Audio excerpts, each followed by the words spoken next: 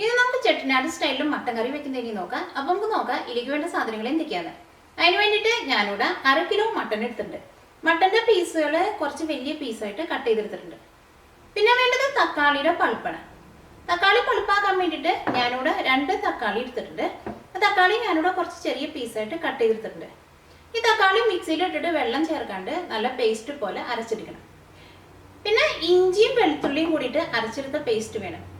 അതിന് വേണ്ടിയിട്ട് ഇതേപോലത്തെ ഒരു വലിയ കഷ്ണം ഇഞ്ചി എടുത്തിട്ടുണ്ട്, ഒരു 10 വലിയ വെളുത്തുള്ളി എടുത്തിട്ടുണ്ട്. ഇതേപോലത്തെ വലിയ വെളുത്തുള്ളിയാണ് എടുത്തേക്കുന്നത്. ഇത് രണ്ടും കൂടിയിട്ട് മിക്സിയിലിട്ടിട്ട് വെള്ളം ചേർക്കാണ്ട് നല്ല പേസ്റ്റ് പോലെ അരച്ചെടുക്കണം. അത് അരച്ചെടുക്കുമ്പോൾ മിക്സിയുടെ ചെറിയ ജാറിലിട്ടിട്ട് ഈ ഇഞ്ചിയും വെളുത്തുള്ളിയും കുറച്ച് ചെറിയ പീസായിട്ട് കട്ട് ചെയ്തിട്ട് അരച്ചെടുക്കുക. അപ്പോൾ അത് നല്ല പേസ്റ്റ് പോലെ അരിഞ്ഞു കിട്ടും. പിന്നെ വേണ്ടത് സവോളയാണ്.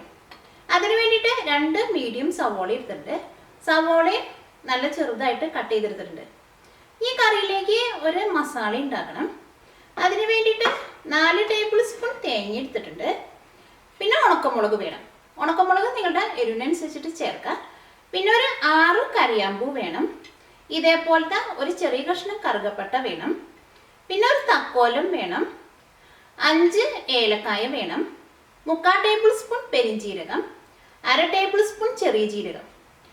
പിന്നെ മല്ലിയും വേണം, കുരുമുളകും വേണം.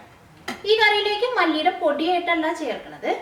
ഞാനിവിടെ 2 ടേബിൾ സ്പൂൺ മുഴുവനായിട്ടുള്ള മല്ലി എടുത്തിട്ടുണ്ട്. പിന്നെ കുരുമുളകും വേണം. കുരുമുളക് 1 ടേബിൾ സ്പൂൺ കുരുമുളക് വേണം. പിന്നെ മഞ്ഞൾപ്പൊടിയും വേണം. ഇതെല്ലാം കൂടിയിട്ട് ഓയിൽ ഒഴിക്കാണ്ട് നന്നായിട്ടൊന്ന് ചൂടാക്കിയിട്ട് മിക്സിയിൽ ഇട്ടിട്ടൊന്ന് പൊടിച്ചെടുക്കണം. ഏറ്റവും ആദ്യം നന്നായിട്ടൊന്ന് പൊടിക്കാം. എന്നിട്ട് നന്നായിട്ട് പൊടിഞ്ഞ് കഴിയുമ്പോൾ ഇതിലേക്ക് ആവശ്യത്തിന് വെള്ളം കൂടിയും ചേർത്തിട്ട് ഇത് നല്ല പേസ്റ്റ് പോലെ അരച്ചെടുക്കണം. പിന്നെ കറി ഗാർണിഷ് ചെയ്യാൻ വേണ്ടിയിട്ട് മല്ലിയിലയും വേണം. ഈ മസാലകളെല്ലാം കൂടിയിട്ട് നന്നായിട്ടൊന്ന് ചൂടാക്കാം. അതിന് വേണ്ടിയിട്ട് ഒരു പാൻ വെച്ചിട്ട് ചൂടാക്കാം. ഇതിലേക്ക് കുരുമുളക് ചേർക്കുക. ഞാനിവിടെ 1 ടേബിൾ സ്പൂൺ കുരുമുളകാണ് ചേർക്കുന്നത്. ഉണക്കമുളക് ചേർക്കുക. ഉണക്കമുളക് നിങ്ങളുടെ എരിവിനനുസരിച്ചിട്ട് ചേർക്കുക. ഒരു 6 കറിയാമ്പൂ ചേർക്കുക. ഒരു ചെറിയ കഷ്ണം കറുകപ്പട്ട, ഒരു തക്കോലം, 5 ഏലക്കായ, 3/4 ടേബിൾ സ്പൂൺ പെരിഞ്ജീരകം. പെരിഞ്ജീരകവും ചെറിയ ജീരകമൊക്കെ കരിഞ്ഞു പോകാണ്ട് നോക്കണം. 1/2 ടേബിൾ സ്പൂൺ ചെറിയ ജീരകം,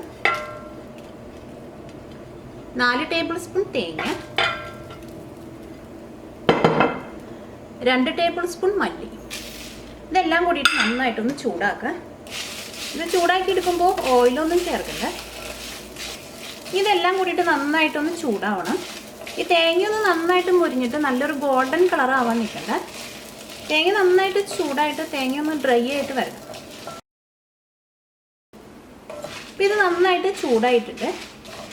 ഇനി ഇത് നന്നായിട്ട് ചൂടാറി കഴിയുമ്പോൾ മിക്സിയിലിട്ടിട്ട് നല്ല പേസ്റ്റ് പോലെ അരച്ചെടുക്കുക. ഏറ്റവും ആദ്യം നന്നായിട്ടൊന്ന് പൊടിച്ചെടുക്കുക. അത് കഴിഞ്ഞിട്ട് അതിലേക്ക് ആവശ്യത്തിന് വെള്ളം കൂടി ചേർത്തിട്ട് നല്ല പേസ്റ്റ് പോലെ അരച്ചെടുക്കുക. ഏറ്റവും ആദ്യം നന്നായിട്ട് പൊടിക്കുക. അത് കഴിഞ്ഞിട്ട് വെള്ളം ചേർക്കുമ്പോൾ അരച്ചെടുക്കുമ്പോൾ നല്ല പേസ്റ്റ് പോലെ അരഞ്ഞു കിട്ടും. ഇപ്പോൾ ഈ കറിയിലേക്കുള്ള ജിഞ്ചർ ഗാർലിക് പേസ്റ്റ് നല്ല പേസ്റ്റ് പോലെ അരച്ചെടുത്തിട്ടുണ്ട്. തക്കാളിയുടെ പേസ്റ്റും റെഡി ആയിട്ടുണ്ട്. ഈ തക്കാളി ഞാനിവിടെ വെള്ളമൊന്നും ഒഴിക്കാണ്ട് നല്ല പേസ്റ്റ് പോലെ അരച്ചെടുത്തിട്ടുണ്ട്. പിന്നെ ആ മസാലയും നല്ല പേസ്റ്റ് പോലെ അരച്ചെടുത്തിട്ടുണ്ട്. ഇത് കറിയാക്കാൻ വേണ്ടിയിട്ട് ഇത് മട്ടനായതുകൊണ്ട് നല്ല വേവുണ്ടാവും. അതുകൊണ്ട് ഈ കറി ഞാനിതിവിടെ കുക്കറിലാണ് വെക്കുന്നത്. അതിന് വേണ്ടിയിട്ട് ഈ കുക്കർ നന്നായിട്ടൊന്ന് ചൂടാക്കാം. ഇതിലേക്ക് ആവശ്യത്തിന് ഓയിൽ ഒഴിക്കുക. ഈ ചൂടായ ഓയിലിലേക്ക് കട്ട് ചെയ്ത് വെച്ചേക്കുന്ന സവോള ചേർക്കാം. ജിഞ്ചർ ഗാർലിക് പേസ്റ്റ് ചേർക്കാം.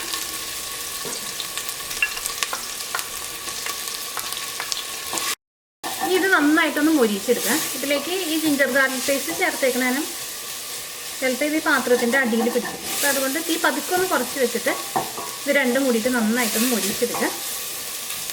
ഈ സവോളയ്ക്കും പൊരിഞ്ഞിട്ട് നല്ലൊരു ഗോൾഡൻ കളറാവണം. ഇപ്പോൾ സവോളയും ജിഞ്ചർ ഗാർലിക് പേസ്റ്റും നന്നായിട്ട് മൊരിഞ്ഞിട്ടുണ്ട്. ഇനി ഇതിലേക്ക് മഞ്ഞൾപ്പൊടി ചേർക്കാം. ഞാൻ ഇതിലേക്ക് 3/4 ടേബിൾ സ്പൂൺ മഞ്ഞൾപ്പൊടിയാണ് ചേർക്കുന്നത്.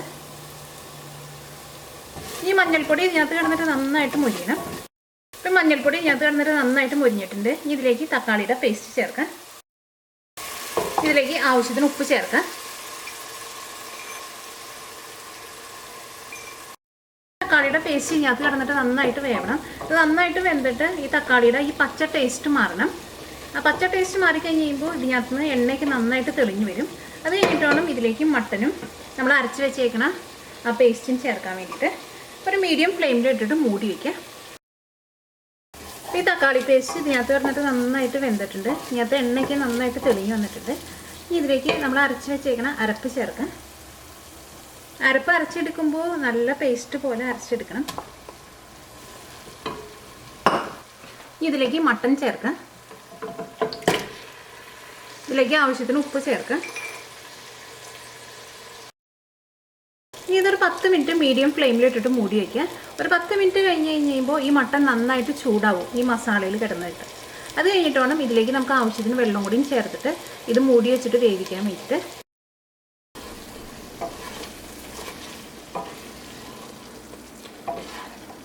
ഈ മസാലയിൽ ഈ മട്ടൺ ഇട്ടിട്ട് ഒരു 10 മിനിറ്റ് മൂടി വെച്ചിട്ട് ഇതൊരു മീഡിയം ഫ്ലെയിമിലിട്ടിട്ട് വേവിച്ചിട്ടുണ്ടായിരുന്നു. ഇനി ഇതിലേക്ക് ഈ മട്ടൺ വേവാൻ ആവശ്യത്തിന് വെള്ളം ചേർക്കാം. അത് വെള്ളം ചേർക്കുമ്പോൾ ഈ മട്ടൺ മുങ്ങി കിടക്കാൻ ആവശ്യത്തിനുള്ള വെള്ളം ഒഴിച്ചാൽ മതി. ഒരുപാട് ഗ്രേവിയിൽ കറി ഉണ്ടാക്കണ്ട. അപ്പോൾ കറിക്ക് അത്രയ്ക്ക് ടേസ്റ്റ് ഉണ്ടാവില്ല. കറി കുറച്ച് നല്ല തിക്കായിട്ടിരിക്കും.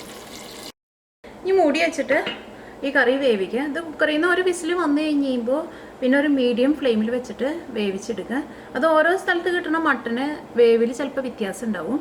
അപ്പോൾ ഒരു വിസിൽ വന്നു കഴിഞ്ഞ് കഴിയുമ്പോൾ പിന്നെ ഒരു മീഡിയം ഫ്ലെയിമിൽ ഇട്ടിട്ട് ഒരു 15 മിനിറ്റ് വേവിക്കുക.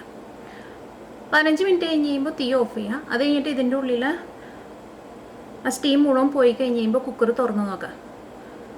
എന്നിട്ട് മട്ടൺ വെന്തിട്ടില്ലെങ്കിൽ ഒന്നും കൂടി നിങ്ങൾ വേവിക്കുക. അത് കൃത്യം എത്ര മിനിറ്റ് വേവിക്കണമെന്ന് പറയാൻ വേണ്ടി പറ്റില്ല. അത് പല മട്ടനും പല വേവായിരിക്കും. അപ്പോൾ നമുക്കത് മൂടി വയ്ക്കാം. വിസിൽ വന്നു കഴിഞ്ഞ് കഴിയുമ്പോൾ പിന്നെ ഒരു മീഡിയം ഫ്ലെയിമിലിടുക. അപ്പോഴായിരിക്കും ആ കറിക്ക് നല്ല ടേസ്റ്റ് ഉണ്ടാവുക. അല്ലെങ്കിൽ ആ മട്ടൺ പെട്ടെന്ന് അങ്ങോട്ട് വെന്ത് പോകും. ഇതിൻ്റെ ഉള്ളിലേക്ക് ആ മസാലയൊന്നും പെട്ടെന്ന് പിടിക്കില്ല. ഒരു വിസിൽ വന്നു കഴിഞ്ഞ് കഴിയുമ്പോൾ പിന്നെ തീ കുറച്ച് വയ്ക്കുക. ഒരു മീഡിയം ഫ്ലെയിമിൽ വയ്ക്കുക. അപ്പോൾ ഒരു വിസിൽ വന്നു കഴിഞ്ഞിട്ട് പിന്നെ ഒരു മീഡിയം ഫ്ലെയിമിൽ വെച്ചിട്ട് 15 മിനിറ്റ് ഈ കറി വേവിച്ചിട്ടുണ്ടായിരുന്നു. അപ്പോൾ ഇതിൻ്റെ ഉള്ളിൽ നിന്ന് സ്റ്റീമൊക്കെ പോയിട്ടുണ്ട്. ഇനി കുക്കർ തുറക്കുക. ഈ കറിയിൽ മട്ടനൊക്കെ നന്നായിട്ട് വെന്തിട്ടുണ്ട്. പക്ഷേ ഈ കറിയിൽ ഗ്രേവി കുറച്ച് കൂടുതലാണ്. ഗ്രേവി ഒന്നും കൂടി ചെറുതായിട്ടൊന്ന് തിക്കായിട്ടിരിക്കണം. നമുക്കത് തുറന്ന് വെച്ചിട്ട് ഇതിനകത്ത് ഗ്രേവി പതുക്കെ ഒന്ന് വറ്റിച്ചെടുക്കുക. ഇത് ഗ്രേവി എപ്പോഴും ഇതേപോലെ അത്ര വെള്ളമായിട്ടിരിക്കണ്ട. ഒന്നും കൂടി ഒന്ന് തിക്കായിട്ടിരിക്കണം. നിങ്ങൾ കറി വെച്ച് കഴിഞ്ഞിട്ടും ഈ മട്ടനൊക്കെ വെന്ത് കഴിഞ്ഞിട്ടും കറിയിൽ ഗ്രേവി കൂടുതലാണെങ്കിൽ പിന്നെ തുറന്ന് വെച്ചിട്ട് ഇങ്ങനത്തെ ഗ്രേവി പതുക്കെ ഒന്ന് തിക്കാക്കിയിട്ടെടുക്കുക. ഇതിലേക്ക് ആവശ്യത്തിന് മല്ലിയില ചേർക്കുക. ഗ്രേവി വറ്റിച്ചെടുക്കുമ്പോൾ പിന്നെ നിങ്ങൾ കറി മൂടി വയ്ക്കരുത്. മൂടി വെച്ചിട്ടുണ്ടെങ്കിൽ പിന്നെ മട്ടൻ കൂടുതൽ വെന്ത് പോകും. ഇപ്പം മട്ടൻ കറി റെഡി ആയിട്ടുണ്ട്. ഇങ്ങനത്തെ ഗ്രേവിയൊക്കെ നല്ല തിക്കായിട്ടുണ്ട്. ഇതേപോലെ ഇങ്ങനെ ചെറുതായിട്ട് ഇങ്ങനെ തിക്കായിട്ടിരിക്കണം. എന്നാൽ മാത്രമേ കറിക്ക് നല്ല ടേസ്റ്റ് ഉണ്ടാവുള്ളൂ. ഒരുപാട് വെള്ളം പോലെ ഇരിക്കരുത്. പിന്നെ ഈ കറി ഞാനിവിടെ 1/2 കിലോ മട്ടനാണ് എടുത്തേക്കുന്നത്. ഞാൻ ഇതിലേക്ക് 2 തക്കാളി ചേർത്തിട്ടുണ്ടായിരുന്നു. കറിക്ക് അത്യാവശ്യം നല്ല പുളി വേണം. എന്നാൽ മാത്രമേ കറിക്ക് നല്ല ടേസ്റ്റ് ഉണ്ടാവുള്ളൂ. അപ്പോൾ നിങ്ങൾ 1 കിലോ മട്ടനൊക്കെ വെച്ചിട്ടാണ് കറി ഉണ്ടാക്കണമെന്നുണ്ടെങ്കിൽ ഒരു 4 തക്കാളിയെങ്കിലും ചേർക്കണം കറിയിലേക്ക്. ഈ കറി നമുക്കൊരു സർവിംഗ് പ്ലേറ്റിലേക്ക് പകർത്താം.